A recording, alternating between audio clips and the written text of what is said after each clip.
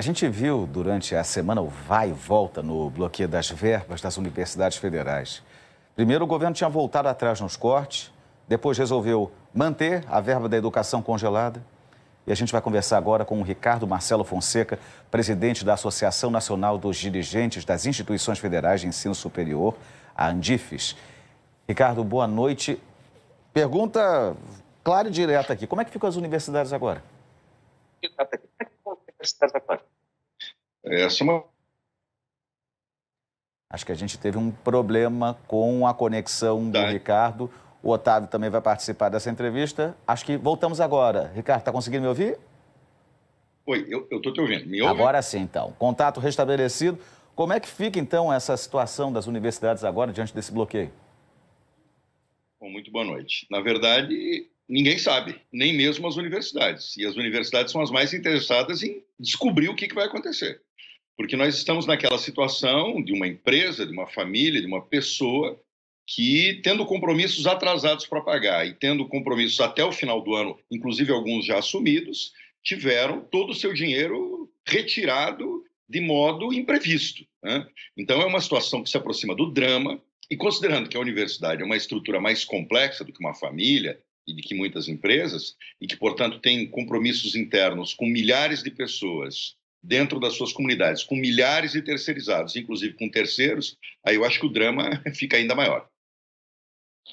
Ricardo, boa noite. Eu vou dar um passo atrás e queria que você me explicasse que eu fiquei perdido. Primeiro, o governo emite um bloqueio, um aviso de bloqueio antes do jogo do Brasil. Se eu não me engano, foi o segundo jogo do Brasil. Aí há uma reclamação, as notícias saem, aí o governo diz, não vai haver bloqueio. E aí, agora é um bloqueio financeiro, pelo que eu entendia. Mas que jogo é esse que o governo está fazendo? De hora bloqueia, aí depois diz que volta atrás, mas não diz. Isso faz parte do jogo do governo? Olha, Otávio, um abraço para você, mas eu diria o seguinte, eu não consigo especular sobre o que está acontecendo no governo.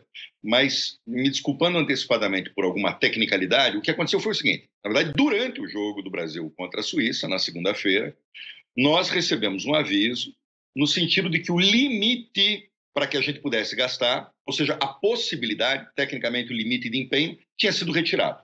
Então, assim, você não pode mais gastar. Esse limite de empenho, ele pode ser acrescido ou não, aquilo que a gente chama de contingenciamento, dependendo um pouquinho da capacidade financeira do governo, da arrecadação, etc, etc.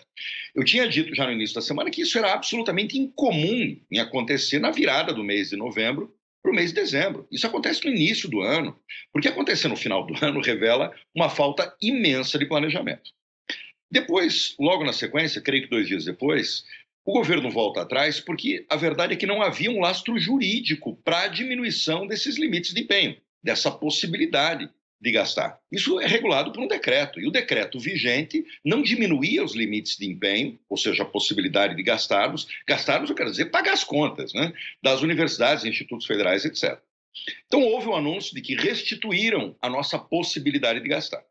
Mas no mesmo gesto, praticamente no mesmo dia, poucas horas depois, quando o Ministério da Educação restituiu os limites de empenho, o Ministério da Economia retirou o dinheiro.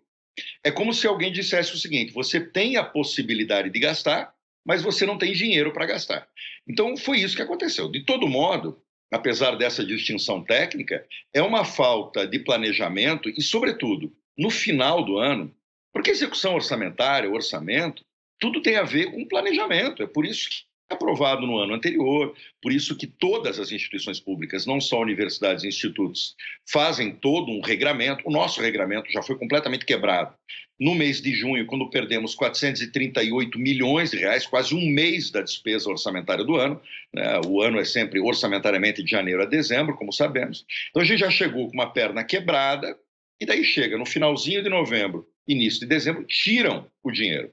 E se me permite, Otávio, a coisa ficou ainda mais grave do que aconteceu lá na segunda-feira, porque quando eles retiraram o dinheiro, não só comprometeram as contas que nós tínhamos para pagar, que era uma atenção não só contas de dezembro, mas as contas de novembro, cujas notas estavam chegando, e contas de todos os tipos, água, luz, retirada de lixo, trabalhadores terceirizados, bolsas, tudo, mas também inviabilizou alguns compromissos anteriores que já tinham sido assumidos, que já tinham sido empenhados. Então, essa retirada do dinheiro acabou fazendo um rombo ainda maior do que o da segunda-feira, que aconteceu lá no meio do Jogo do Brasil.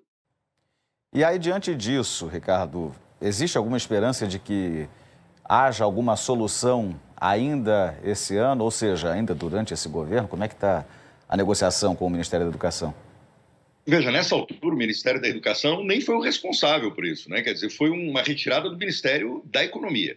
A gente está esperando, obviamente, uma solução, né? Não é possível que um governo, e não só um governo, um ano fiscal, um ano orçamentário, que sempre termina no dia 31 de dezembro, ele, faltando um mês para que ele se conclua, ele desista de rodar a máquina pública. Ele não dê mais um tostão para o próprio funcionamento da máquina e, no caso, repito, das universidades e dos institutos, com consequências tão severas, né? Quer dizer, essa ausência de planejamento, eu não posso especular sobre o que mais aconteceu, para onde foi o dinheiro, até porque nós temos ouvido autoridades do governo, inclusive, dizendo que estão sendo batidos recordes de arrecadação. Então, parece que o problema não é a arrecadação, o problema é de outra ordem.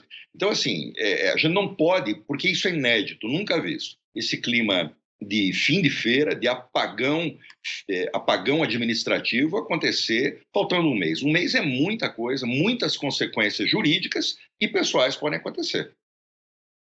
Tá certo, então o Otávio Guedes e eu conversamos com o Ricardo Marcelo Fonseca, presidente da Associação Nacional dos Dirigentes das Instituições Federais de Ensino Superior, ANDIFES. Ricardo, obrigado e boa noite para você. Obrigado, boa noite.